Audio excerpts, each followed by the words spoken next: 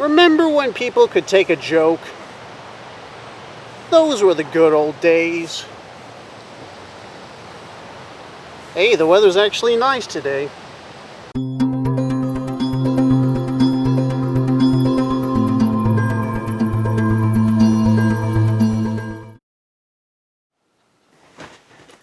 Hello everyone, Mr. Daydream here. Welcome to the show.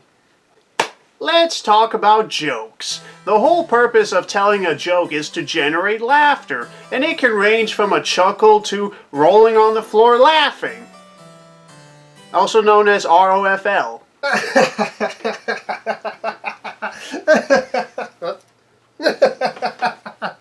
Now, telling a joke doesn't always guarantee laughter. You'll either hear a or a, and in some cases a Your joke is bad, and you should feel bad. It really depends on the person you're telling it. Not everyone is into jokes, which is sad, but it's a fact that has to be embraced. There could be a number of valid reasons as to why certain people don't like jokes. Either they're in a bad mood, or they've heard the joke before, or they just don't find it funny. Now, we've always had people that get offended by certain jokes, and we really didn't think much of it because ultimately, it can't be helped.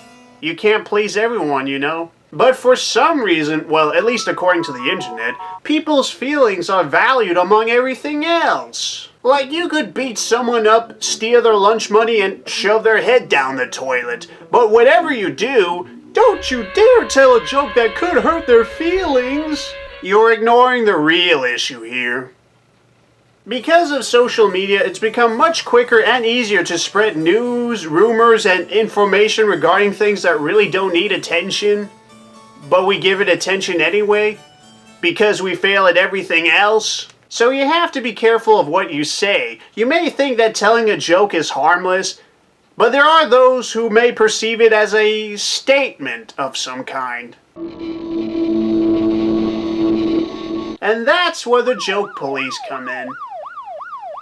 Much to our dismay. The joke police are referred to people who tell you what's allowed to be funny or not. They'll rag and rant about how this particular person should forever feel ashamed of themselves for making jokes that are just disgustingly insensitive. It's basically just a bunch of people getting their limited edition Victoria's Secret panties in a twist, all because of a joke. You see? There's a reason why they're called the joke police. Because they, ironically, are one. And I can't help but feel like that these are the same people that banded together and form what we currently know as cancel culture. If you don't know what cancel culture is, it's a type of practice or movement that involves a group of overly sensitive people that spring into action whenever a person or business has said something or done something that they don't agree with. So whenever they say that a person is canceled, it means that their career is officially over and their lives are forever ruined because of it. It's kind of messed up, don't you think? It can also mean that you've lost all respect for that person and you want nothing to do with them anymore. You're dead to me. Cancel culture is basically a successor to blank is over party. And what exactly is that? Well, I'll fill you in. Whenever a popular figure has said or done something that these people deem as unacceptable, they will try to end their career. And just how exactly do they expect on doing that, you might ask? Why? Simply by tweeting messages that expresses their anger and disapproval on the subject, then add the offender's name followed by is over party as a hashtag. That's literally it. This is effective how? Oh yeah, it isn't. Not only that, but this whole blank is over party doesn't make any sense. It's like these people are celebrating the cancellation of someone even though it's not official, but they want them to be, so they're being delusional by pretending that they are? Huh? Wouldn't it make more sense if the movement was called Cancel Blank? Where'd this whole party thing come from? It's the worst kind of party I've ever seen. Because nobody bothered to bring any snacks. And sometimes these people can get offended for ridiculous reasons. For example, there was that one time where H3H3 were in hot water for saying something that they didn't agree with. And what may that be, you might ask? Well, Ethan doesn't like K-pop and made a joke about K-pop fans. That's it. That's the biggest offense. In the end, the whole movement itself is the biggest offense. People began spamming hate messages followed by H3H3's over party. And what exactly did that accomplish?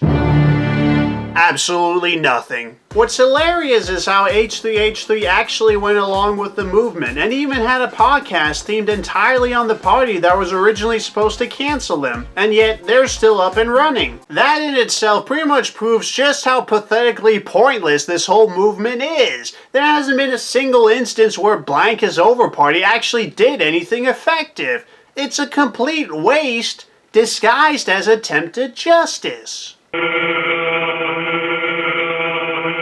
But the cancel folks just don't want to quit. They will not rest until they finally see the day their butthurt attitudes can actually amount to something for once. So all the cancel folks were like, oh, let's try something else. And that's how we ended up with cancel culture. A sloppy evolution of blank is over party. That's basically what it is. Except this time, it might actually have power for once. One of the most notable examples of cancel culture going into effect was when they were targeting Shane Dawson. What for? Well, he apparently made an inappropriate joke where he was pretending to jerk off to a poster of Willow Smith, who was only 11 at the time. But see, here's the thing. He made that joke back in 2012. This was before YouTube went all PC and family friendly, and it was actually common for people to make dark humor or jokes that involved shock value. It was cool to be edgy. That was the advantage YouTube had at the time, and what drew people to it was that you could say or do anything that you would never see on TV. Man, I miss the times when YouTube was a lawless wasteland. Even though Shane made that joke in the past, people seem to treat it as if he made it today. Like what? I don't get it. I only see this as a problem if he continued to make vile jokes like that. But he hasn't. He's moved on from that. That shows growth and development. Why is this suddenly an issue now? Now, I'm not saying that I approve of jokes like that, but when you have a career that involves making a ton of jokes, you can't expect every single one of them to work. So because of all that drama, including the ones from the Smith family, Shane has been demonetized on YouTube. Wow, after being on the platform for over 12 years, they cut ties with him. All because of one dumb joke in the past. What a joke. Jenna Marbles has announced that she's quitting YouTube because of all the offensive jokes she's made in the past and wants to make amends by leaving the site. Possibly forever. A lot of people believe that cancel culture played a major influence in her decision. It's not confirmed, but it is plausible. I mean, why else would she leave now of all times? So both Shane and Jenna have confessed that they've said or done things that they're not proud of. Wow! It's almost as if they're human. And see, here's the thing. They are expressing shame of the things they've said or done in the past. Again, that shows growth and development. You should commend them for that. Back in high school, I used to make all kinds of inappropriate jokes at the lunch table. I used to think they were hilarious, but now I just cringe whenever I think about it. Like, I can't believe I said those things and how I found them to be funny. I was a messed up person back then. Heck, maybe I still am. Would explain why I'm dressed like this. But I don't want to tell such jokes anymore. I just want them to stay in the past and remain in the past where they belong. But I may have shot myself in the foot for saying that because I may have given cancel culture a reason to cancel me. Oh well, at least I'm being honest. Besides, they can't cancel me. I've already been renewed for 5 more seasons. You want to know what I really don't get? All the inappropriate things you've said or done in the past don't matter. But if there's that one joke you made that is completely unacceptable by today's standards, then all the other inappropriate things you did suddenly matter and contribute to how much of a terrible human being you are. And my biggest question is, if someone has said or done something in the past and it wasn't controversial then, why should it be controversial now? There's something about cancel culture that perplexes me. It's like you have all this power to potentially take someone down and cause change by bringing attention to it. So why don't they do it for things that actually matter? There are corrupt politicians, soulless CEOs, and a plethora of wealthy people leeching off of those who are poor. Don't you think it would make more sense to go after these folks who are making society a living hell? But no! Instead, let's just focus on this one guy who makes entertainment on the internet, all because he did something dumb in the past. I'm sorry, but that's gotta be the lamest form of justice I've ever heard in my life. But even so, I bet all these cancel turds would be like, Yeah, we did good. We did the world justice. Even though education, healthcare, and the housing market are still ridiculously expensive, so much so that I can't even afford it, but at least I'll be able to live a better life knowing that the world is free from this horrible content creator who made an insensitive joke.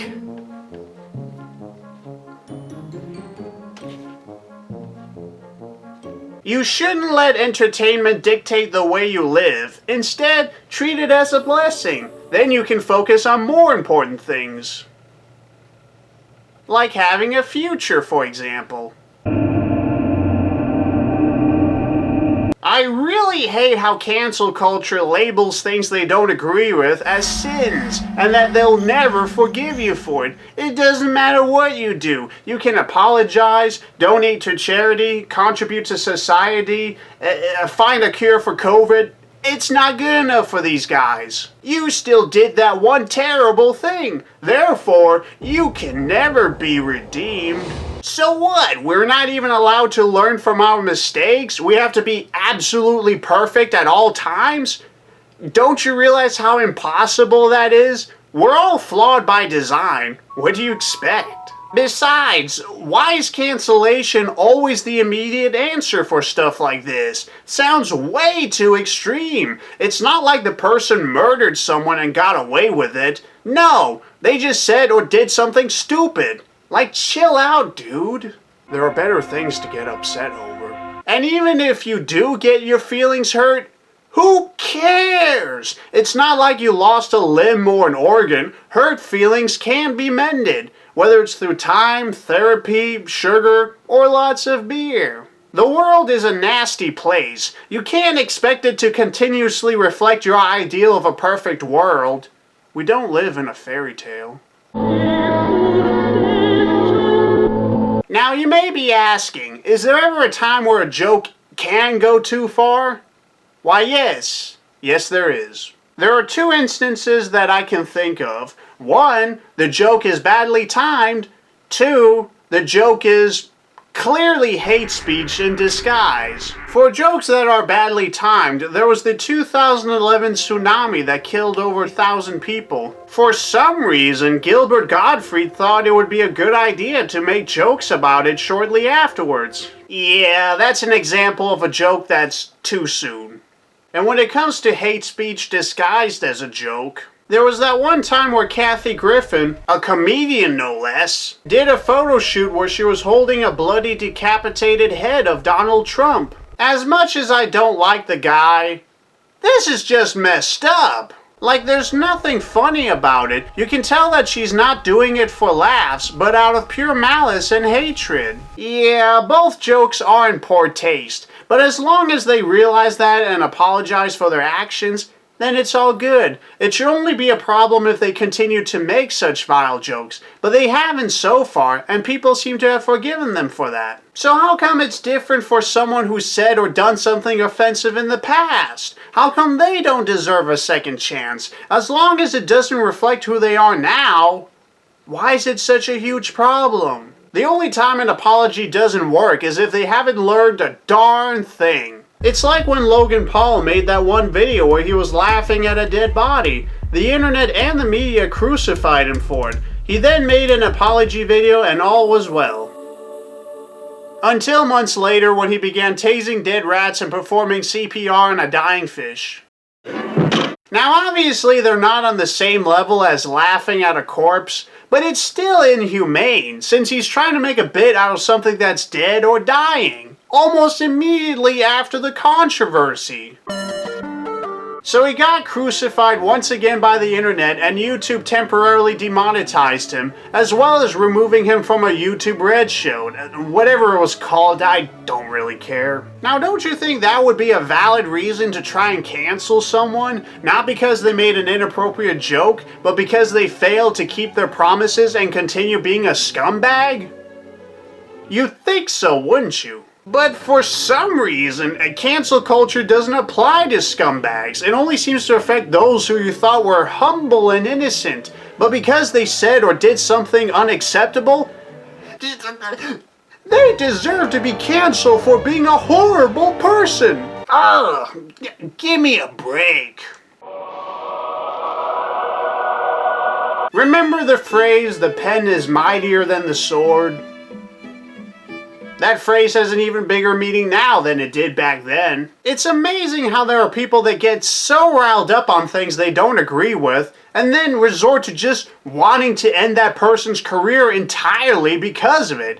I mean, geez, whatever happened to just disagreeing with something and then move on with your life? But even with that said, you do have to be careful of what you say. That also goes for what you do. And no matter what we do, we're bound to make some regrettable decisions down the line, and that's fine. Nobody's perfect. I don't agree with the practice of canceling someone almost immediately after they said or done something insensitive. Like, wait and see if they've actually expressed shame and regret of what they've done, and that they vow to never do it again. That shows they're human. If they haven't learned a darn thing and continue to do scummy things, then yeah, light the torches and sharpen the pitchforks, because they lied. The actions do vary, of course. If the person has said or done something insensitive, give them a chance and see if they've actually improved themselves because of it. But if they did something extreme like cheat on their spouse or murder a person in cold blood, then yeah, it's kind of hard to forgive them after that. When will you learn that your actions have consequences? Yeah, I can't really do a high-pitched voice, though, man. When will you learn that your actions have consequences? So thank you very much for attending today, and I hope to see you again. And remember, nobody's perfect. So please, grab a ticket and join me next time. Admission is free. Take care, and have a nice day.